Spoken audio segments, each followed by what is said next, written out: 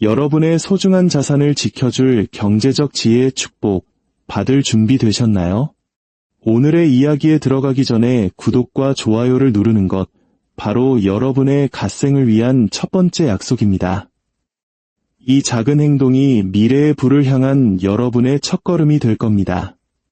자, 상상해 봅시다. 때는 2008년 9월. 158년 역사를 자랑하던 거대한 투자은행이 하룻밤 사이에 무너졌습니다. 6천억 달러, 우리 돈으로 약 830조 원이 증발했습니다. 평생 모은 은퇴 자산이 휴지 조각이 되고 수백만 명이 일자리를 잃었죠.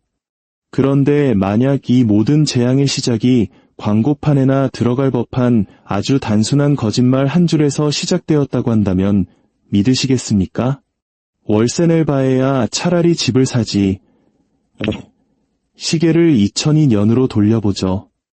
미국은 닷컴 버블 붕괴의 후유증에서 아직 벗어나지 못하고 있었습니다. 11 테러로 경제는 휘청거렸고 월스트리트는 극도로 불안해했죠. 하지만 연방준비제도, 즉 연준에게는 비장의 카드가 있었습니다.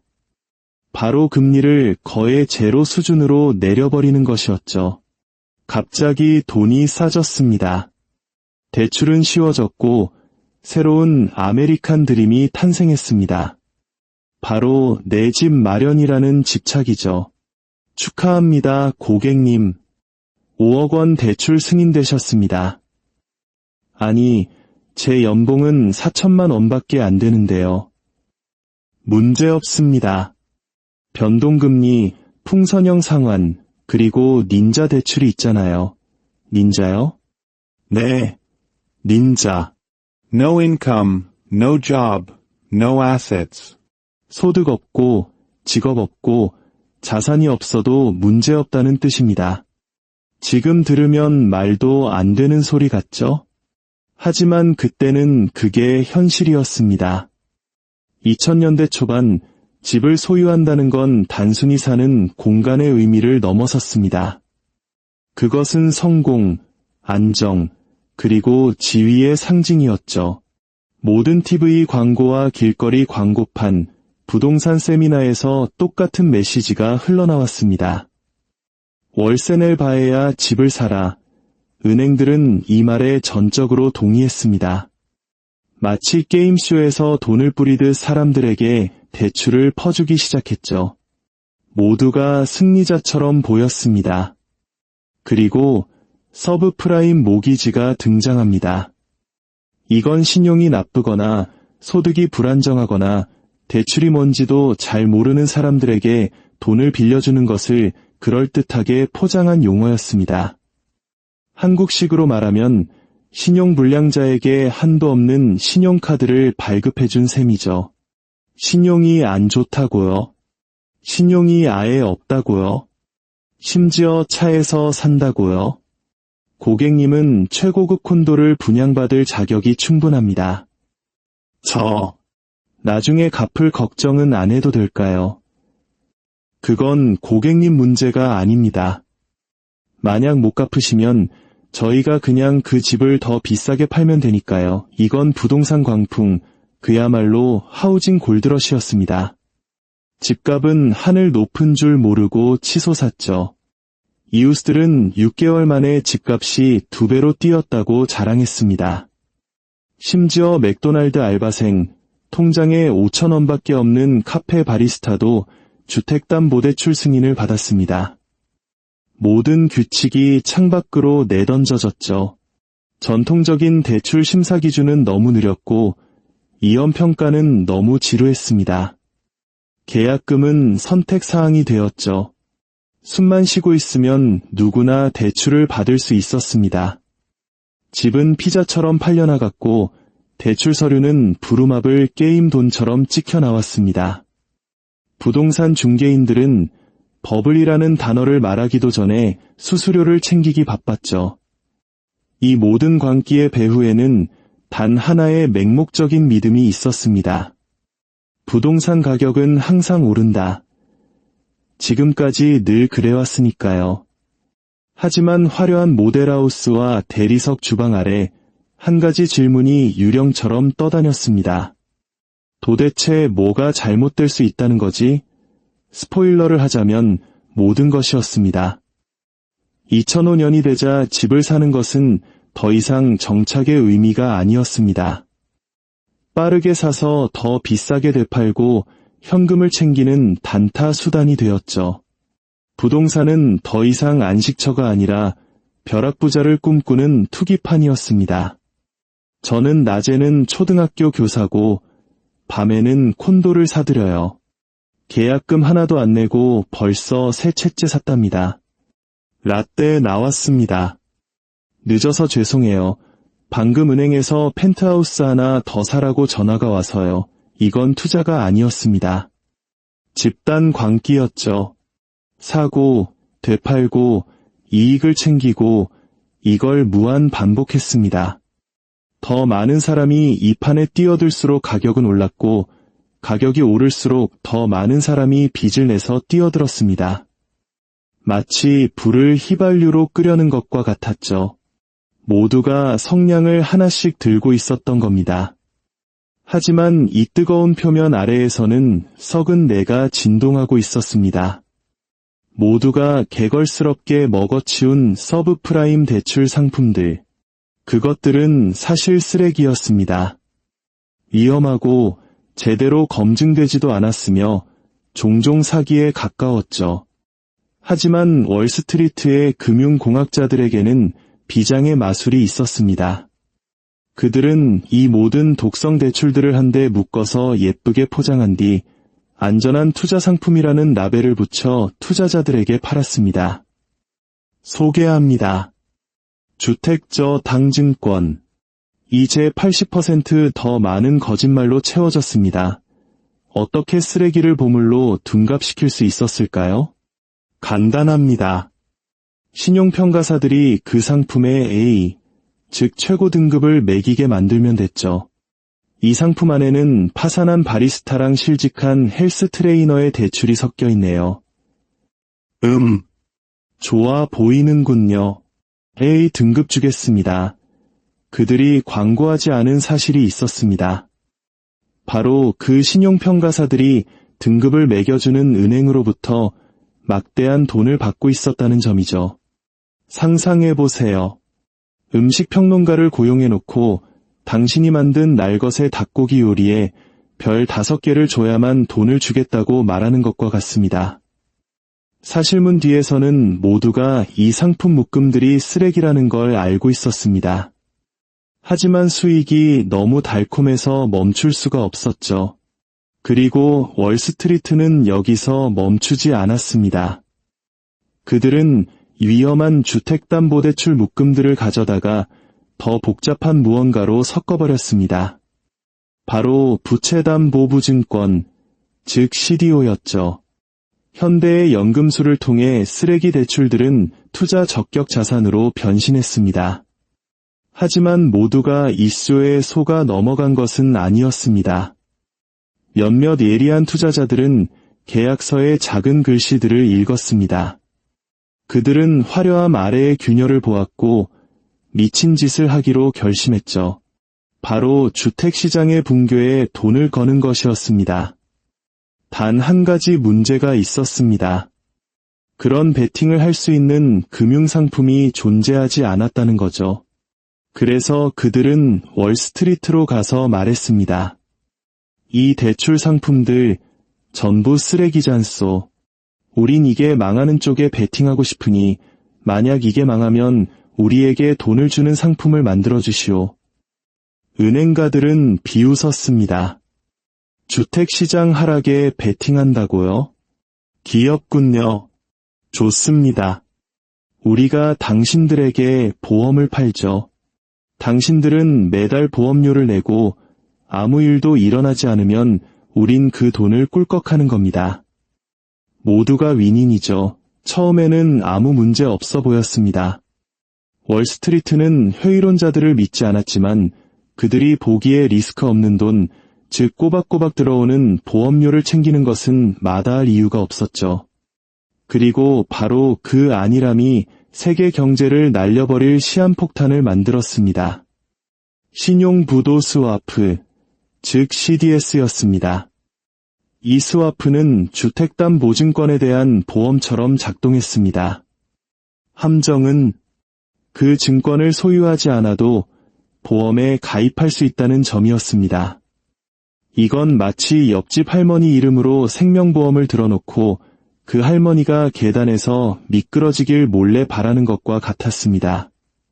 금융 시스템은 거짓말과 레버리지로 쌓아올린 젠가 타워가 되었습니다. 모든 블록은 부실 대출이었고 층이 올라갈수록 더 위험한 베팅이 추가되었죠. 타워 꼭대기에서는 3패인과 사상 최대의 보너스 파티가 벌어졌습니다. 윤리는 선택사항이었고 내부 고발자들은 무시당했으며 규제 당국은 잠들어 있었습니다. 경영진들은 너무 부유하고 오만해서 멈출 생각을 하지 않았죠. 파티가 한창일 때 바닥은 조용히 갈라지고 있었습니다. 처음에는 경고 신호가 속삭임처럼 들려왔습니다. 여기저기서 대출 연체가 발생하고 주택 압류가 늘어나고 텅 빈 콘도가 생겨났죠. 하지만 그 후 거대한 파도가 밀려왔습니다. 갑자기 상상할 수 없었던 일이 현실이 되었습니다. 집값이 떨어지고 있었습니다. 잠깐, 이럴 리가 없어. 집값은 항상 오른다고. 이건 경제학의 기본이잖아. 수년간 시장은 거짓말과 레버리지, 그리고 맹목적인 낙관주의의 젠가 타워처럼 서 있었습니다. 하지만 2007년 누군가 잘못된 블록을 빼냈습니다. 서브프라임 대출이 무너지기 시작했고 그 위에 세워진 증권들도 함께 폭발했습니다. 안전 자산을 가지고 있다고 믿었던 은행들은 자신들이 방사능 폐기물을 들고 있었다는 사실을 깨달았죠. AA 등급을 받은 상품들은 금융 플루토늄이나 다름없었습니다. 이 쓰레기를 팔 수가 없어. 그럼 시장 가치를 0으로 처리해. 그 말은 우린 끝났다는 뜻이잖아. 공포는 들불처럼 번졌습니다. 헤지펀드들은 현금이 바닥났고 투자은행들은 수십억 달러의 손실을 기록했습니다.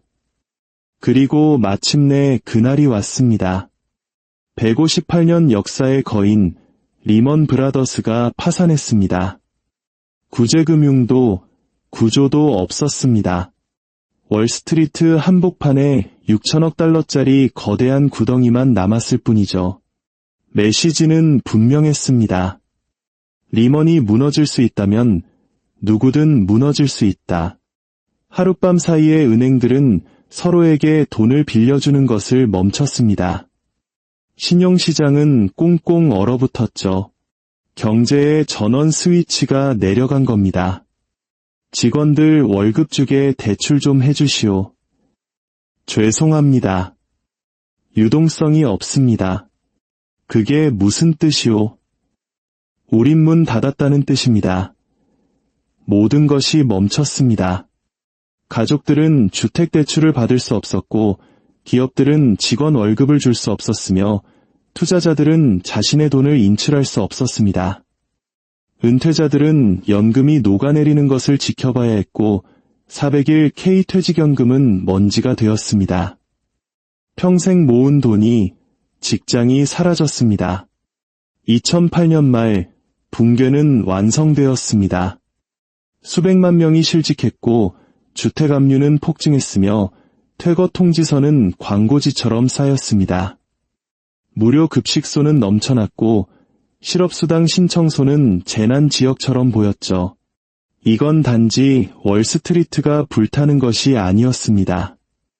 미국 서민 경제 전체가 자유낙하하고 있었죠. 그리고 그 충격파는 미국 국경에서 멈추지 않았습니다. 아이슬란드의 은행들이 파산했고 도쿄 증시는 폭락했으며 유럽은 패닉에 빠졌습니다. 런던에서 상파울루까지 전 세계 경제가 소용돌이에 휘말렸습니다. 이제 질문은 다음은 누구 차례인가? 가 아니었습니다. 이 시스템 전체가 고장 난 것인가? 였죠. 대침체, 즉 그레이트 리세션이 시작된 것입니다. 미국 정부는 불가능한 선택에 직면했습니다. 모든 것을 불타게 내버려 두거나 아니면 바로 그 불을 지른 기관들에게 수천억 달러의 국민 혈세를 쏟아붓거나 2008년 10월 그들은 후자를 선택했습니다. 7천억 달러가 필요합니다. 어디에 쓰려고? 이 모든 게 폭발하기 전에 불타는 은행들 아가리에 돈을 쑤셔 넣어야 합니다. 부실 자산 구제 프로그램이 등장했습니다. 월스트리트를 위한 7천억 달러짜리 안전망이었죠. 왜냐고? 은행들이 대마불사, 즉 망하기에는 너무 컸기 때문입니다. 그들을 무너지게 놔두면 세계 경제 전체를 끌고 들어갈 테니까요. 그래서 정부는 돈줄을 열었습니다. 대출, 구제금융, 주식 매입 등 시스템을 살리기 위해 할 수 있는 모든 것을 했죠. 심지어 부실 자산에 수조 달러를 베팅했던 보험거인 AIG는 1,800억 달러를 지원받았습니다. GM과 크라이슬러에도 800억 달러가 더 투입되었죠. 대공황 이후 볼 수 없었던 규모의 금융 응급처치였습니다. 한편 벤 버냉키가 이끄는 연준은 규칙을 새로 썼습니다. 금리는 다시 제로 수준으로 떨어졌고 돈을 빌리는 것은 거의 공짜가 되었습니다. 그리고 양적 완화가 시작되었죠. 돈을 찍어내서 채권과 주택담보부채를 사들이는 것입니다. 마치 타이타닉 호의 구멍을 100달러짜리 지폐로 막는 것과 같았죠. 그리고 어찌어찌 그 방법은 통했습니다. 어느 정도는요. 시장은 진정되었고 은행들은 다시 문을 열었으며 주식시장은 2009년 3월에 바닥을 치고 기어오르기 시작했습니다. 월스트리트는 안도의 한숨을 내쉬었죠. 하지만 서민들은 여전히 질식하고 있었습니다. 실업률은 10%에 달했고 800만 개의 일자리가 사라졌으며 400만 채의 집이 압류당했습니다. 가계의 자산 19조 달러가 허공으로 사라졌죠. 단 한 번도 대출금을 연체한 적 없던 성실한 가족들조차 자신의 집 가치보다 더 많은 빚을 지게 되었습니다. 그리고 사람들은 분노했습니다. 월스트리트 보너스 파티가 다시 시작됐다고? 난 방금 집에서 쫓겨났는데 결국 위기를 초래한 사람들은 구제금융을 받았고 그 위기 속에서 살아남으려 발버둥 친 사람들은 해고 통지서와 식량 배급표를 받았습니다. 월스트리트는 3패인을 터뜨릴 때 서민들은 무료 급식소에 줄을 섰습니다. 그리고 마침내 분노가 폭발했습니다. 2011년 뉴욕 주커티 공원. 수천 명이 모여 텐트를 치고 북을 치고 손팻말을 들었습니다. 한 팻말에는 이렇게 쓰여 있었죠. 우리는 99%다. 이것은 더 이상 구제금융만의 문제가 아니었습니다.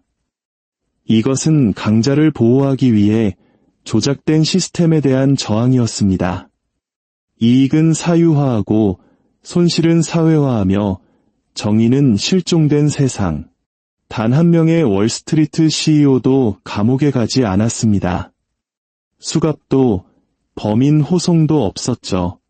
오직 황금 낙하산과 조용한 은퇴만이 있었을 뿐입니다. 오늘날 금 가격이 다시 치솟고 있습니다. 섬뜩할 정도로 2008년 금융위기 직전에 우리가 봤던 패턴과 닮아있죠. 그때는 모두가 절대 가격이 떨어지지 않을 것이라 믿었던 집이었습니다. 사람들은 부동산이 안전자산이라고 확신하며 저축한 돈을 쏟아부었죠. 마치 오늘날 많은 사람들이 인플레이션과 불확실성으로부터 자신을 보호하기 위해 금으로 몰려드는 것처럼 말입니다. 하지만 주택 버블이 터졌을 때 시장은 붕괴했고 재산은 하룻밤 사이에 증발했습니다. 지금의 금값 상승은 2008년에 세상을 휘감았던 바로 그 공포와 절망을 반영합니다. 많은 사람들이 더 이상 신뢰하지 않는 시스템 안에서 안전을 찾으려는 몸부림이죠. 역사는 단어 하나하나 똑같이 반복되지는 않지만 그 운율은 반복됩니다. 그리고 너무 많은 사람이 동시에 하나의 안전 자산을 향해 달려갈 때 그것은 종종 수면 아래 깊은 곳에서 무언가 곧 부서질 것이라는 신호입니다. 시스템은 살아남았지만 신뢰는 재가 되었습니다. 한 세대는 하나의 진실을 배우며 자랐습니다. 은행이 사고를 치면 구조되지만 당신이 사고를 치면 파멸한다는 것. 2008년이 우리에게 가르쳐준 것이 있다면 이것입니다. 다음 위기는 결코 이전 위기와 똑같은 모습으로 오지 않는다는 것. 그것은 무해해 보이고 수익성이 높아 보이고 필연적으로 보일 겁니다. 더 이상 그렇지 않게 되는 바로 그 순간까지 말이죠.